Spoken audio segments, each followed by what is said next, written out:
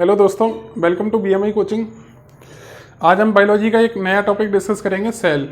इससे पहले हम पढ़ चुके सेल क्या होता था, सेल की बेसिक फीचर क्या थे, बेसिक क्वालिटी ऑफ सेल क्या थे।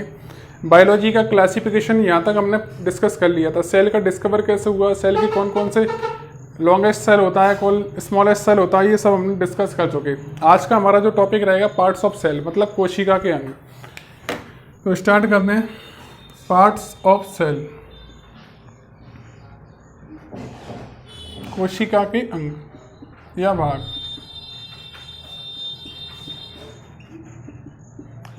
कोशिका के कौन कौन से अंग होते हैं, कौन कौन से भाग होते हैं, उनको डिस्कस करते हैं। मान लो एक मैं रफ डायग्राम बनाता हूँ। ये मान लो है हमारी सेल, एक लेयर ये बनी है, एक लेयर ये अंदर वाली लेयर।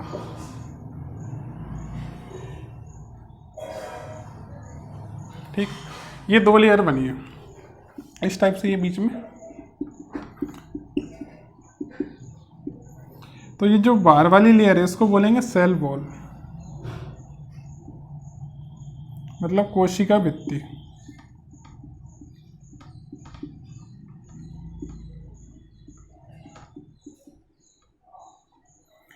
और जो अंदर वाली लेयर है इसको बोलेंगे सेल मेम्ब्रेन, मतलब कोशिका झिल्ली।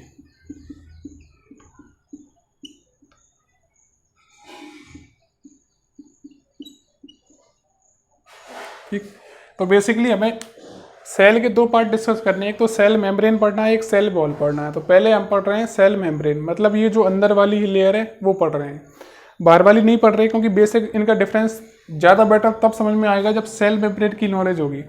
तो पहले हम स्टार्ट करते हैं सेल मेम्ब्रेन, ये वाला पार्ट, सेल मेम्ब्रेन मतलब कोशिका झिल्ली। सेल मतलब कोशिका, मेम्ब्रेन मतलब क्या होता है, झिल्ली।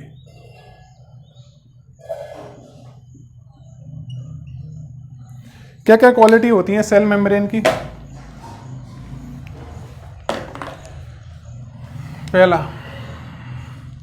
पहली क्वालिटी सेल मेम्ब्रेन की, मेम्ब्रेन मतलब होता है लचीली, जैसे हमारी बॉडी है, ह्यूमंस हैं हम लोग, हमारी बॉडी के ऊपर ये जो स्किन है ये बेसिकली क्या काम कर रही है, सेल मेम्ब्रेन का काम कर रही है। तो सेल मेम्ब्रेन का पहला काम क्या हो गया, अगर मान लो ये स्किन निकल जाए तो क्या होगा, ब्लड आ जाएगा, चोट भी लग सकती है। तो पहली बात तो ये क्या कर रही है, बॉडी को प्रोटेक्ट करने का काम कर रही है, इसलिए इसको बोलते हैं लिविंग मेम्ब्रेन, मतलब इसको कोशिका की जीवित झिल्ली बोला जाता है। ये बहुत इंपॉर्टेंट है, एग्जाम में पूछा गया है कि कोशिका की जीवित झिल्ली किसको बोलते हैं, तो आंसर लगेगा कौन, सेल मेम्ब्रेन, कोशिका झिल्ली। दूसरा क्या करता है, मान लो एक सेल ये और दूसरी सेल ये दोनों सेल अटैच हैं। तो दोनों सेल अटैच कब होंगी, जब इसकी सेल मेम्ब्रेन इसकी सेल मेम्ब्रेन दोनों बाउंड्री पर टच होंगी। तो इनको इस तरह से ये सेपरेट करने का काम करता है। तो ये क्या कर रहा है, दोनों, जैसे मान लो इस सेल में कोई मटेरियल है, मान लो हमारे पास दो मार्कर हैं, ये मार्कर है इसकी सेल मेम्ब्रेन ये वाली है, ये बाहर वाली लेयर, और ये मार्कर है इसकी सेल मेम्ब्रेन बाहर वाली लेयर है। दोनों को हमने ऐसे अटैच कर दिया। अटैच कर रहे हैं तो एक ये लाइनिंग है इनके बीच में, ये क्या कर रही है, दोनों को सेपरेट, अटैच भी कर रही है और सेपरेट करने का काम भी कर रही है, अलग अलग करने का काम। सपोज मान लो इस मार्कर की इंक इसमें अपने आप तो नहीं जाएगी ना, इसकी इंक अपने आप इसमें आएगी। मतलब ये क्या कर रहे हैं, पदार्थों का जो ट्रांसफ़र हो रहा है उसको रोकने का काम कर रहे हैं। मतलब सेल मेम्ब्रेन क्या कर रही है, सेल को सेल से अटैच करने का काम करती है, साथ में उसको सेपरेट करने का काम करती है। तो ये क्या कर रही है, सेल टू सेल अटैचमेंट का काम कर रही है। एक तो इसका काम हो गया सेल टू सेल, कोशिका को कोशिका से जोड़ने का काम करती है, प्लस उनमें सेपरेट करने का काम करती है। दोनों को अलग अलग करने का काम कौन करता है, बहुत इंपॉर्टेंट क्वेश्चन है। तो आंसर लगेगा सेल मेम्ब्रेन। तो दो प्रॉपर्टी हो गई, पहली प्रॉपर्टी कोशिका की जीवित झिल्ली कहा जाता है इसको, दूसरी प्रॉपर्टी ये कोशिका को कोशिका से सेपरेट करने का, अलग करने का काम करती है। तो एक दो इंपॉर्टेंट पॉइंट आ गए, जीवित झिल्ली, दूसरा सेपरेट करने का काम। तीसरा काम क्या होता है सेल मेम्ब्रेन का, सेल मेम्ब्रेन मतलब हमारी स्किन, हमारी बॉडी में जो स्किन है उसमें। तो ये क्या कर रही है, बाहरी पदार्थों से हमारी रक्षा भी कर रही है। मान लो हल्की सी चोट लग गई, मान लो स्किन पे हल्की चोट लग गई तो कुछ नहीं होगा। अगर मान लो स्किन ऑलरेडी डैमेज है, हमारी स्किन खराब हो रही है, सेल मेम्ब्रेन ऑलरेडी डैमेज है, तब इसमें चोट लगेगी तो जल्दी ब्लड आने के चांसेस है। मतलब ये क्या कर रही है, बाहरी पदार्थों से एक्सटर्नल एनवायरनमेंट से प्रोटेक्शन प्रदान करती है, यानी सुरक्षा प्रदान करती है बाहरी पदार्थों से। बहुत इंपॉर्टेंट पॉइंट है कोशिका झिल्ली के बारे में। कोशिका झिल्ली का एक नेक्स्ट काम ये होता है, ये कोशिका को बाहरी पदार्थों से सुरक्षित रखने का काम करती है, मतलब सुरक्षा प्रदान करती है। किससे सुरक्षा? मान लो ये सेल पड़ा हुआ है, तो ये एटमॉस्फेयर में बहुत सारी चीज़ें हैं, बहुत सारे पदार्थ हैं, तो कोशिका झिल्ली के करीब इन पदार्थों को अंदर जाने से रोकती है। मतलब इस एक तरह से एक लेयर बना के रखी है जिससे इसको प्रोटेक्शन प्रोवाइड हो सके, सुरक्षा प्रदान करने का काम करती है। दूसरा इंपॉर्टेंट पॉइंट आता है, ये कोशिका झिल्ली किस किस में प्रेजेंट रहती है, तो ये प्लांट्स एंड एनिमल, पौधों में, पादप और जंतु, ये दोनों में प्रेजेंट रहती है। बहुत इंपॉर्टेंट क्वेश्चन है। इसी के व्याप पे हम क्लासीफाई करते हैं प्लांट्स और एनिमल में। आगे हम प्लांट्स और एनिमल के क्लासिफिकेशन सीखेंगे तो वहाँ पर दोनों में डिफरेंस पढ़ेंगे। तो ये मेजर डिफरेंस है सेल वॉल का और सेल मेम्ब्रेन का। जो सेल मेम्ब्रेन होती है वो दोनों में होती है, आगे चल के पढ़ेंगे सेल वॉल। ये सेल वॉल केवल प्लांट्स में रहती है, एनिमल में एब्सेंट रहती है। ये भी हो गया। तो 2-3 पॉइंट हमने सीखे। एक तो सेल मेम्ब्रेन क्या करती है, प्रोटेक्शन प्रदान करती है। दूसरा सेपरेट करने का काम करती है। तीसरा सेल को सेल से अटैच करने का काम करती है, और ये living part of the cell होता है। इसके बाद ये सेल मेम्ब्रेन बनी किसकी होती है, तो ये बनती है फैट से या लिपिड से या फिर वसा से। ये तीनों ही ऑप्शन में मिल जाते हैं कई बार, जैसा ऑप्शन मिल जाए उसके अकॉर्डिंग हमें टिक करना है। कोशिका झिल्ली का निर्माण होता है फैट, वसा, लिपिड से। फैट, लिपिड इससे बनी होती है। कई बार पेपर में ये तीनों ऑप्शन ना मिले आपको, मान लो ये तीनों ऑप्शन नहीं है, इसकी जगह एक और ऑप्शन हो सकता है फास्फोलिपिड। एक एग्जाम पेपर में मैंने देखा तो ये ऑप्शन भी था। तो अगर मान लो ये ऑप्शन नहीं है तो इनको भी टिक कर सकते हैं। तो कई बार पेपर में ये फास्फोलिपिड आया था। फास्फोलिपिड कैसे याद रखना है, जैसे हमारी ये बॉडी है, ये स्किन है, स्किन के अंदर क्या है, हड्डी। जो बोन्स है, इसके अंदर बोन्स है, और बोन्स किसकी बनी होती है, फास्फोरस की। तो बोन्स के नीचे रहता है, इसके लिए इसको फास्फोलिपिड नाम से भी जाना जाता है। तो ये इंपॉर्टेंट वर्ड है फास्फोलिपिड। ये तो हो गया कोशिका झिल्ली के बारे में बेसिक जानकारी। 2-3 चीज़ें और पढ़ना है। इसके बाद 2 साइंटिस्ट आए, सिंगर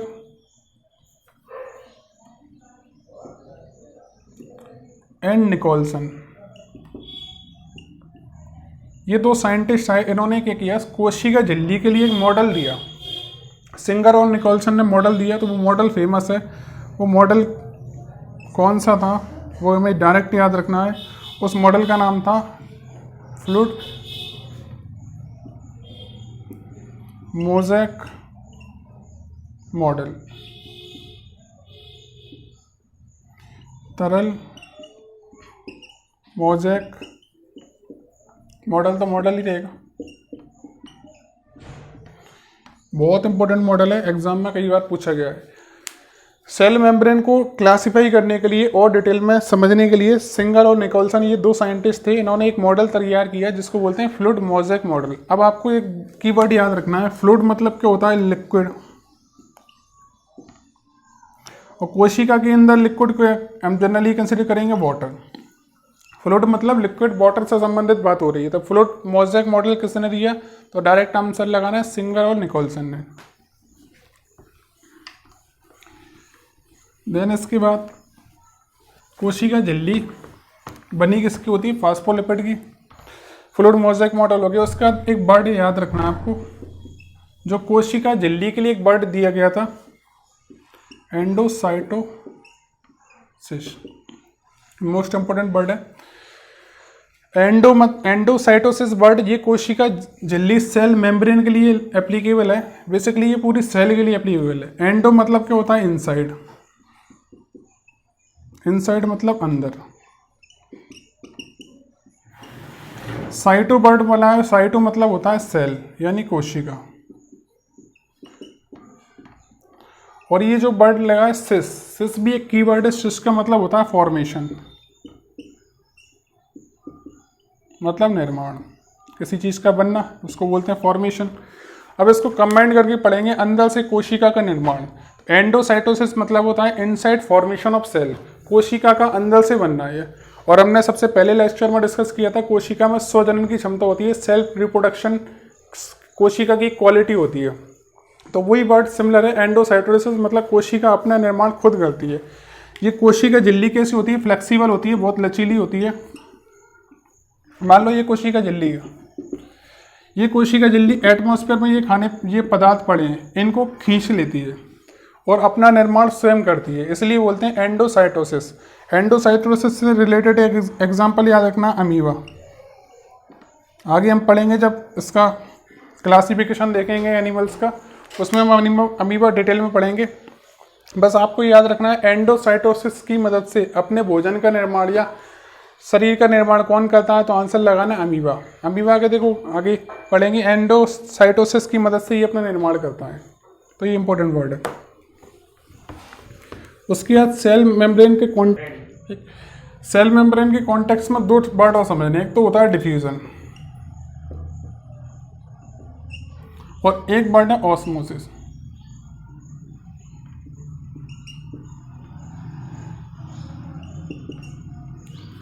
डिफ्यूजन मतलब होता है विसरण हिंदी में, ऑस्मोसिस वर्ड होता है परासरण।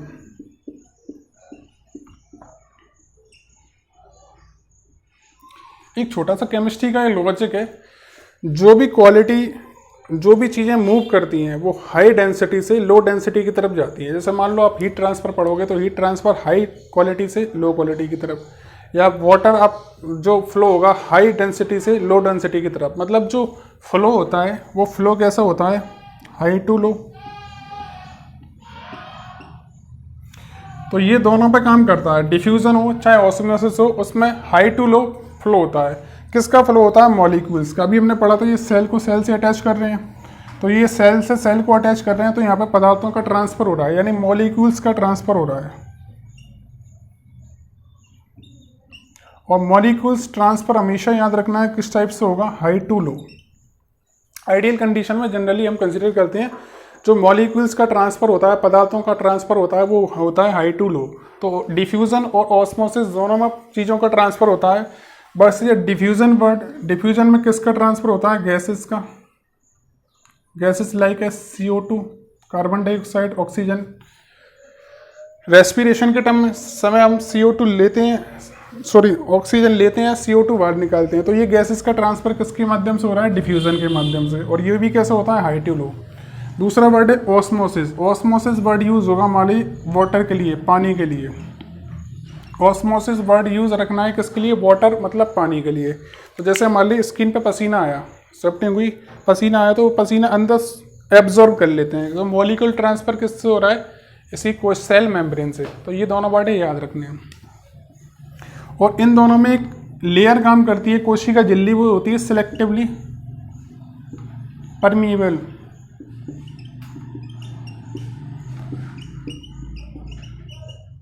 बहुत इंपॉर्टेंट वर्ड है, याद रखना। सिलेक्टिवली परमीएबल मेम्ब्रेन होती है, यानी वर्णनात्मक, चयनात्मक भी बोलते हैं इसको, चयनात्मक।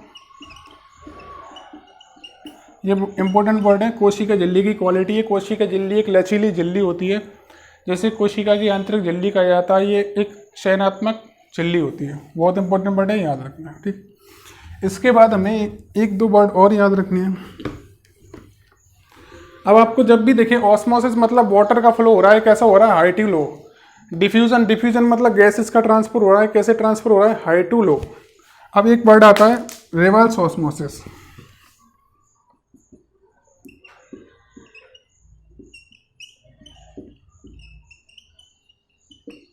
रिवर्स ऑस्मोसिस इसी को शॉर्ट में बोलते हैं आरओ।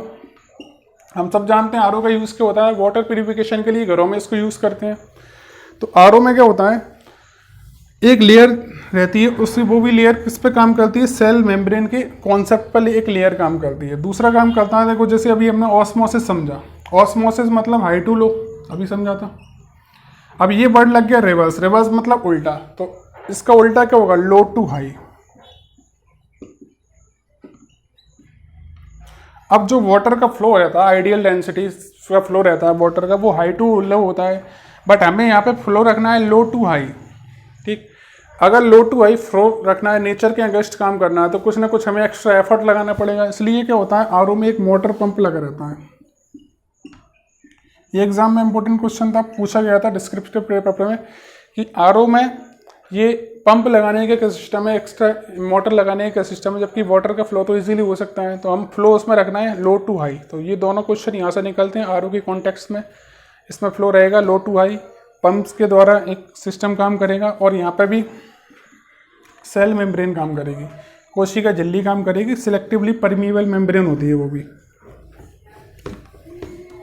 तो ये सेल मेम्ब्रेन का लगभग कंप्लीट हो गया। यहाँ से लगभग सारे क्वेश्चन आपके जो भी एग्जाम में बनेंगे वो सब कवर हो जाएंगे।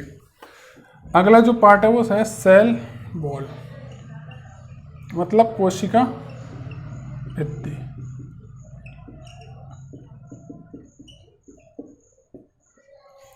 कोशिका भित्ति सेल वॉल क्या होता है, जैसे अभी हमने पढ़ा ये सेल है, तो अभी हमने अंदर वाली पढ़ ली, सेल मेम्ब्रेन हो गया, सेल मेम्ब्रेन, और ये सेल वॉल, CW कर दिया, CW मतलब सेल वॉल। तो सेल वॉल मतलब कोशिका के सबसे बाहरी झिल्ली। तो ये कोशिका की सबसे बाहरी झिल्ली होती है, और ये किस में प्रेजेंट रहती है, केवल प्लांट्स में। सेल वॉल जो होती है वो प्लांट्स में प्रेजेंट रहती है, एनिमल में ये नहीं होती, यानी जंतु जगत में ये नहीं पाई जाती। मोस्ट इम्पोर्टेंट वर्ड है। प्लांट और एनिमल में डिफरेंस सबसे बेटर अगर पता करना है तो सबसे बेटर क्वालिटी कौन सी है, सेल वॉल, क्योंकि सेल वॉल प्लांट्स में तो रहेगी, एनिमल में नहीं रहेगी। अभी हमने देखा ये सेल मेम्ब्रेन, अभी जो हमने पढ़ा था वो सेल मेम्ब्रेन पढ़ा था, उसमें पढ़ा था सेल मेम्ब्रेन प्लांट्स में भी रहेगी, और प्लांट्स यानी जो मेम्ब्रेन रहती है बाहरी झिल्ली, हम लोगों से ज़्यादा प्रोटेक्टिव बाहरी झिल्ली रहती है किसकी, प्लांट्स की, क्योंकि हमारे पास तो एक ही लेयर काम कर रही है सेल मेम्ब्रेन। प्लांट्स में क्या कर रही है, सेल मेम्ब्रेन भी काम कर रही है, साथ में सेल वॉल भी काम कर रही है, मतलब एक्स्ट्रा प्रोटेक्शन मिल रहा है उसको। ठीक, सेल मेम्ब्रेन ये बनी किसकी होती है, ये बनती है सेलुलोज की, ये इंपॉर्टेंट है, याद रखना है। कोशिका जो भित्ति बनी रहती है किसकी बनी रहती है, सेलुलोज की। अब यहाँ से छोटा सा क्वेश्चन निकलता है, जो हम हरे पेड़ पौधों की हरी सब्जियां उनको उबाल कर खाते हैं, कच्चा नहीं खाते, क्यों नहीं खाते, क्योंकि वो हरी सब्जियां मतलब प्लांट्स की जो कोशिका भित्ति रहेगी वो किसकी बनेगी, सेलुलोज की। और हमारी बॉडी में डाइजेस्टिव सिस्टम में सेलुलोज एंजाइम नहीं रहता, लेक ऑफ सेलुलोज एंजाइम की कमी रहती है, इसलिए हम सेलुलोज को डायरेक्ट नहीं पचा सकते, इसलिए हम इसको उबाल कर खाते हैं। ये छोटा सा लॉजिक है, ठीक है। तो सेलुलोज का काम हो गया, कोशिका झिल्ली इससे बनी होती है कोशिका भित्ति, सेलुलोज से। तीसरा पॉइंट है कि मान लो ये सेल है, ये सेल मेम्ब्रेन है, मान लो ये कोई कमरा है एक छोटा सा, तो इस कमरे में ये चारों तरफ दीवारें बनी है, अगर हम इस दीवार को हटा दें, इसको भी हटा दें, इसको भी हटा दें, तो ये कमरा बनेगा। अब ये खाली मैदान होगा, यानी ये सेल बॉल है, सेल बॉल क्या कर रही है, आपको एक प्रॉपर शेप और साइज प्रदान कर रही है। तो ये शेप एंड साइज गिवन करती है, एक प्रॉपर शेप और साइज बताती है सेल वॉल, और क्या करती है, प्रोटेक्शन प्रोवाइड करती है। ये कुछ क्वालिटीज रहती हैं सेल वॉल की। एक बार आप सुनेंगे काइटिन, जैसे मान लो एक वर्ड आएगा, अभी पढ़ेंगे फंगी, कवक। जो कवक होते हैं कवक, उसकी कोशिका भित्ति किसकी बनी होती है, काइटिन की। जनरली कोशिका भित्ति बनी होती है सेलुलोज की। अगर आपसे पूछा जाए कोशिका भित्ति किसकी बनती है तो आंसर लगाना है सेलुलोज, बट आपसे पूछ ली जाए कवक की कोशिका भित्ति किससे बनती है तो आंसर लगाना है काइटिन से। फिर यहाँ पे एक वर्ड और याद रखना है,